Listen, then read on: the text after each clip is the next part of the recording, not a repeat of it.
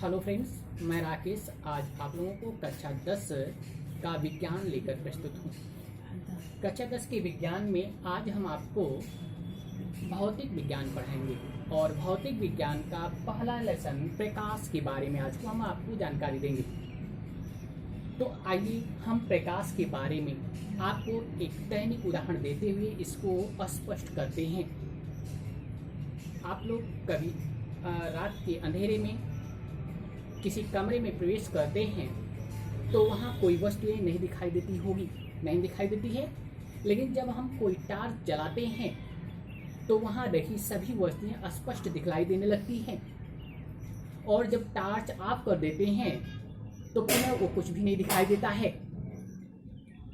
अतः अगर टार्च जलाते हैं तो वहाँ वस्तु दिखाई देती है और उसे ऑफ करते हैं तो वो दिखाई नहीं देती है। तो हम यहाँ से आपको प्रकाश के संदर्भ में परिभाषा देते हैं। प्रकाश एक भौतिक साधन है जो हमें दूसरी वस्तुओं को देखने में सहायता प्रदान करती है। प्रकाश क्या है? एक भौतिक साधन है जो हमें दूसरी वस्तुओं को देखने में सहायता प्रदान करती है, अथवा हम इसकी दूसरी परिभाषा दे सकते हैं। प्रकाश एक ऊर्जा है जो हमारे दृष्टि ज्ञान को क्या करती है? जागृत कर देती है। प्रकाश एक ऊर्जा है जो हमारे दृष्टि ज्ञान को क्या करती है? जागृत करती है। तो प्रकाश समझ में आ गया आप लोगों को? आइए हम प्रकाश के संदर्भ में वस्तुओं के प्रकार के बारे में चर्चा करते हैं। तो प्रकाश के संदर्भ में वस्तुएं निम्न दो प्रकार की होती हैं। कितनी होती हैं? दो प्रकार की होती हैं। नंबर 1 प्रदीप्त वस्तुएं, नंबर 2 अप्रदीप्त वस्तुएं। तो प्रकाश के संदर्भ में वस्तुएं कितने प्रकार की होती हैं? दो प्रकार की होती हैं। नंबर 1 प्रदीप्त वस्तुएं, नंबर 2 अप्रदीप्त वस्तुएं होती हैं। तो आइए हम प्रदीप्त वस्तुओं के बारे में आपको बताते हैं। थोड़ा सा ध्यान आप देंगे, इसे याद करना नहीं पड़ेगा, आसानी से आपको समझ में आ जाएगा। और जो समझ में आता है वो जल्दी भूलता नहीं है, और जो याद करते हैं वो जल्दी भूलता है। तो आइए हम प्रदीप्त वस्तुओं के बारे में बताएं।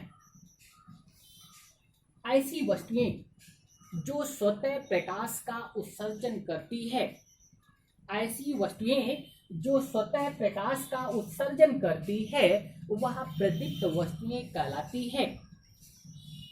जैसे सूर्य हुआ, बल्ब हुआ, विद्युत बल्ब, लालटेन, मोम, ये सभी क्या है? प्रदीप्त वस्तुएं हैं। ये स्वयं के प्रकाश का उत्सर्जन करते हैं, स्वयं प्रकाश का उत्सर्जन करती है। या यूं हम दूसरी परिभाषा प्रदीप्त वस्तु की दे सकते, दूसरी प्रकार से परिभाषित कर सकते हैं कि वे वस्तुएं जो स्वयं प्रकाश से प्रकाशित होती हैं, जो स्वयं प्रकाश से प्रकाशित होती हैं, उन्हें प्रदीप्त वस्तुएं कहते हैं। जैसे सूर्य है, मोमबत्ती है, लालटेन है, विद्युत बल्ब है, ये सारी चीजें आपके दैनिक जीवन में दिखाई देती हैं और वह स्पष्ट हो जाता है आपका कि प्रदीप्त वस्तुएं क्या है। ये तो समझ में प्रदीप्त वस्तुएं क्या है। आइए हम आपको अप्रदीप्त वस्तुओं के बारे में बताते हैं। जैसे आपने प्रदीप्त वस्तुओं की परिभाषा आपने देखा, ठीक वैसे ही अप्रदीप्त वस्तुओं की परिभाषा आप अपने से दे सकते हैं। ऐसी वस्तुएं जो स्वतः प्रकाश का उत्सर्जन ना करती हों, ऐसी वस्तुएं जो स्वतः प्रकाश का उत्सर्जन ना करती हों, अथवा जो स्वयं के प्रकाश से प्रकाशित ना होती हों, अर्थात दूसरे प्रकाश से प्रकाशित होती हों, उन्हें अप्रदीप्त वस्तुएं कहते हैं। जैसे ये आपका जो है व्हाइट बोर्ड है, ये कमरे की दीवारें हैं, फ्रिज हुई, अलमारी हुई, ये सारी चीजें आपको क्या है? अप्रदीप्त है। जैसे चंद्रमा हुआ, पृथ्वी हुई, क्योंकि ये स्वयं के प्रकाश से प्रकाशित नहीं होते हैं, ये सूर्य के प्रकाश से प्रकाशित होने पर हमको वो दिखलाई देती हैं। तो ये अप्रदीप्त वस्तुएं समझ में आया। अर्थात अप्रदीप्त वस्तुएं होती क्या हैं? वे वस्तुएं जो स्वयं प्रकाश का उत्सर्जन ना करती हों उन्हें हम अप्रदीप्त वस्तुएं कहते हैं। या दूसरे शब्दों में वे वस्तुएं जो स्वयं के प्रकाश से प्रकाशित ना हो अपितु दूसरे के प्रकाश से प्रकाशित होती हों उन्हें हम अप्रदीप्त वस्तुएं कहते हैं। जैसे पृथ्वी सूर्य के प्रकाश से प्रकाशित होती है। रात में पृथ्वी पर कोई चीज नहीं दिखाई देती, पृथ्वी नहीं दिखाई देती है, लेकिन सुबह जब दिन में सूर्य उगता है तो पृथ्वी दिखाई देने लगती है। इसलिए यह अप्रदीप्त वस्तु है। तो अप्रदीप्त वस्तुएं समझ में आ गई। अब आइए हम आपको आगे ले चलते हैं। आपने प्रकाश पढ़ा, प्रकाश से संदर्भ में वस्तुओं के प्रकार देखा। प्रदीप्त वस्तुएं क्या हैं, अप्रदीप्त वस्तुएं क्या हैं। अब हम आपको बताते हैं प्रकाशिक माध्यम क्या होता है। प्रकाशिक माध्यम अगला क्या है? प्रकाशिक माध्यम। प्रकाशिक माध्यम देखें, प्रकाशिक माध्यम किसे कहते हैं? ऐसा माध्यम जिसमें प्रकाश गमन करता हो। ऐसा माध्यम जिसमें प्रकाश क्या करता हो? गमन करता हो, उसे हम प्रकाशिक माध्यम कहते हैं। अर्थात ऐसा माध्यम जिसमें प्रकाश एक इस पार से उस पार गमन करे वह क्या कहलाता है? प्रकाशिक माध्यम कहलाता है। प्रकाशिक माध्यम निम्न 3 प्रकार के होते हैं। प्रकाशिक माध्यम कितने प्रकार के होते हैं? ये प्रकाशिक माध्यम निम्न 3 प्रकार के होते हैं। नंबर 1 पारदर्शक, नंबर 2 पारभासक, नंबर 3 अपारदर्शक। तो प्रकाशिक माध्यम के प्रकार, प्रकाशिक माध्यम के प्रकार ये कितने प्रकार के होते हैं? 3 प्रकार के होते हैं। पहला क्या होता है? पारदर्शक, नंबर 2 पारभासक, नंबर 3 अपारदर्शक। अपारदर्शक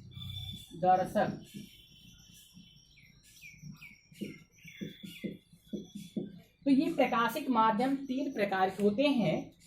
नंबर 1 होता है पारदर्शक, नंबर 2 होता है पारभासक, नंबर 3 होता है अपारदर्शक। तो आइए हम आपको पारदर्शक के बारे में बताते हैं।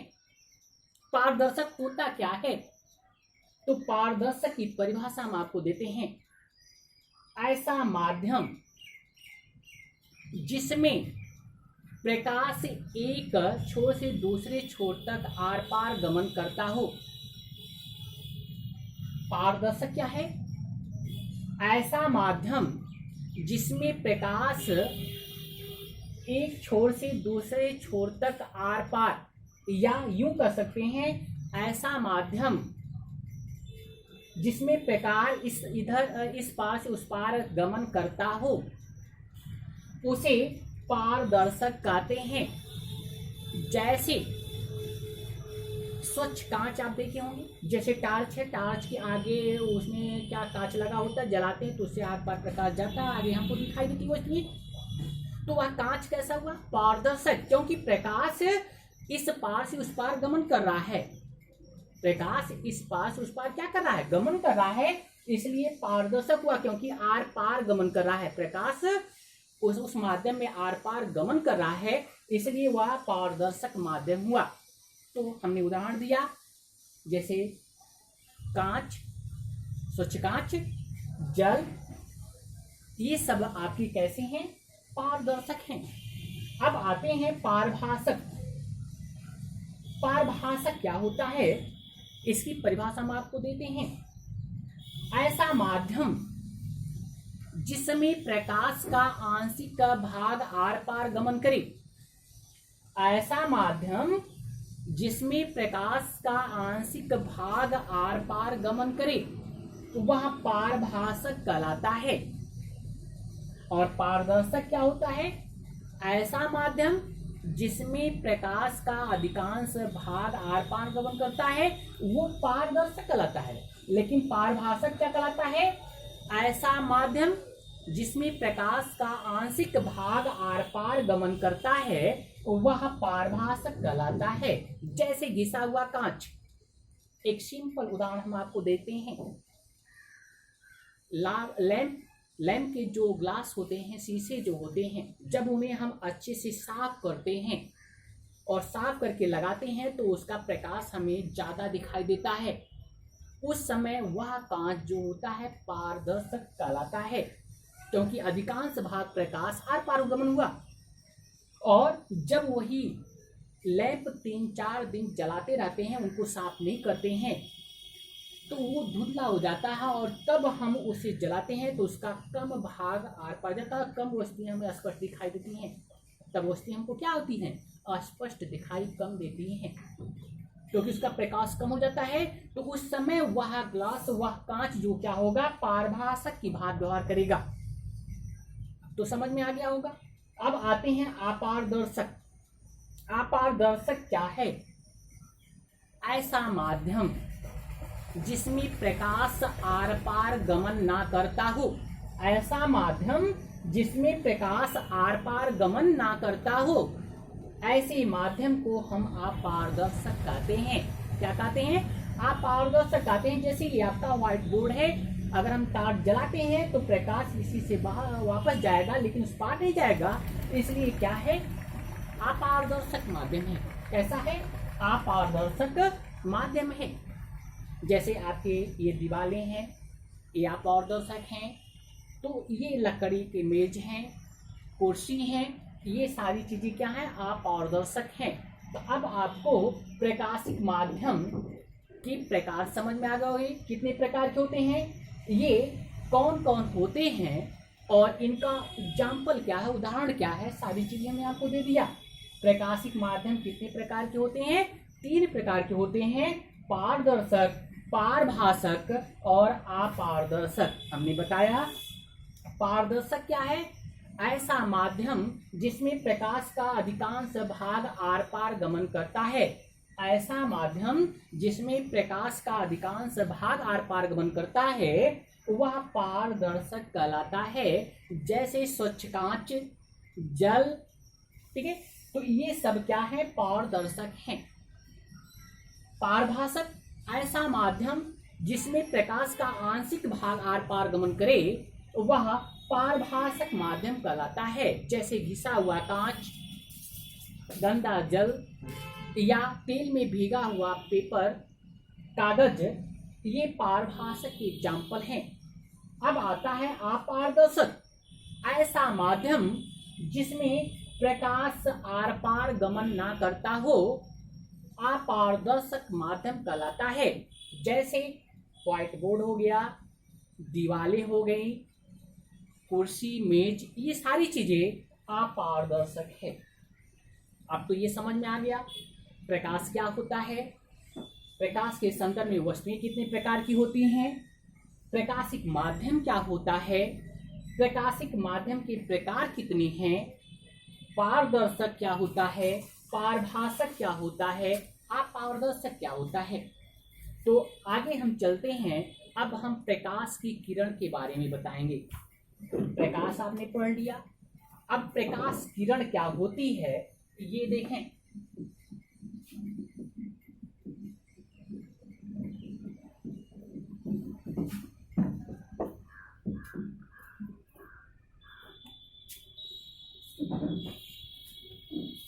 प्रकाश किरण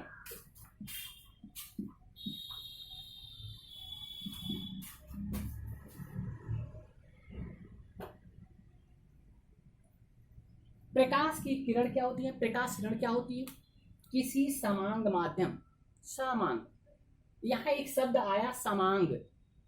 समांग मतलब क्या होता है? एक समान माध्यम। ऐसा माध्यम कैसा हो? जो एक समान हो, उसे हम समांग कहते हैं। जैसे वायु है तो वायु रहे, जल है तो जल ही रहे, कांच है तो कांच ही रहे। तो इसको हम क्या कहेंगे? समांग माध्यम। आगे समांग क्या होता है? तो प्रकाश की किरण क्या होती है हम बताते हैं आपको। किसी समांग माध्यम में एक बिंदु से दूसरे बिंदु तक प्रकाश जिस रिजरेखी मार्ग में गमन करता है उसे प्रकाश किरण कहते हैं। किसी समांग माध्यम में एक बिंदु से दूसरे बिंदु तक प्रकाश जिस रिजरेखी मार्ग में गमन करता है उसे प्रकाश की किरण कहते हैं। प्रकाश की किरण समझ में आ गई? किसी समांग माध्यम में एक बिंदु से दूसरे बिंदु तक प्रकाश जिस रिजरेखी मार्ग में गमन करता है उसे हम प्रकाश किरण कहते हैं। प्रकाश किरण समझ में आ गया। अब आते हैं प्रकाश पुंज के बारे में।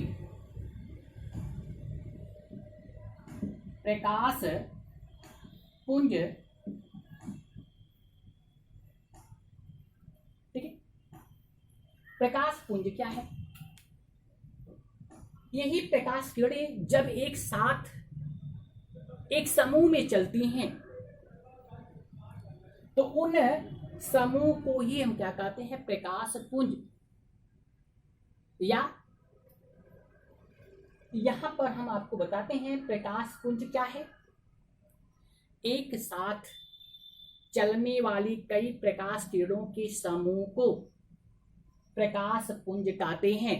जब एक साथ कई प्रकाश किरणें एक ही दिशा में जब चलती हैं, एक साथ कई प्रकाश किरणें जब एक ही दिशा में गमन करती हैं तो इनके समूह को ही क्या कहते हैं? प्रकाश पुंज कहते हैं। प्रकाश पुंज समझ में आ गया? एक ही दिशा में चलने वाली प्रकाश किरणों के समूह को प्रकाश पुंज कहते हैं। क्या कहते हैं? प्रकाश पुंज कहते हैं। तो प्रकाश पुंज समझ में आ गया। एक ही दिशा में चलने वाली प्रकाश किरणों के समूह को प्रकाश पुंज कहते हैं। प्रकाश पुंज के प्रकार। प्रकाश पुंज निम्नलिखित 3 प्रकार के होते हैं। निम्नलिखित कितने प्रकार के होते हैं? 3 प्रकार के होते हैं। नंबर 1 अभिसारी प्रकाश पुंज, नंबर 2 अपसारी प्रकाश पुंज, नंबर 3 समांतर प्रकाश पुंज। ये कितने प्रकार के होते हैं? प्रकाश पुंज के प्रकार। प्रकाश पुंज के 3 प्रकार के होते हैं। नंबर 1 अभिसारी प्रकाश पुंज। प्रकाश पुंज। नंबर 2 अपसारी प्रकाश पुंज। अपसारी प्रकाश पुंज। और नंबर 3 है समांतर प्रकाश पुंज। समांतर प्रकाश पुंज। तो प्रकाश पुंज के बारे में आपको पता चला। अब आते हैं प्रकाश पुंज के प्रकार क्या है। प्रकाश पुंज निम्नलिखित 3 प्रकार के होते हैं।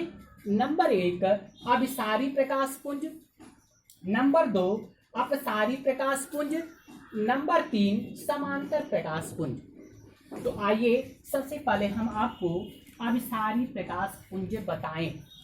अभिसारी प्रकाश पुंज होता क्या है?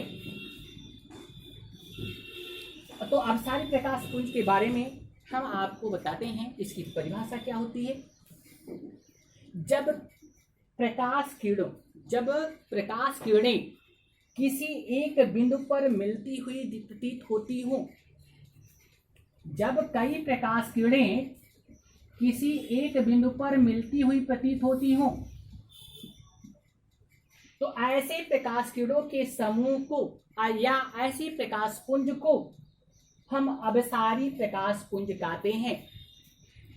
अर्थात यूं कह सकते हैं, ऐसे प्रकाश पुंज जो किसी एक बिंदु पर मिलते हुए प्रतीत होते हो उन्हें अभिसारी प्रकाश पुंज कहते हैं। अभिसारी प्रकाश पुंज समझ में आ गया? क्या है अभिसारी प्रकाश पुंज?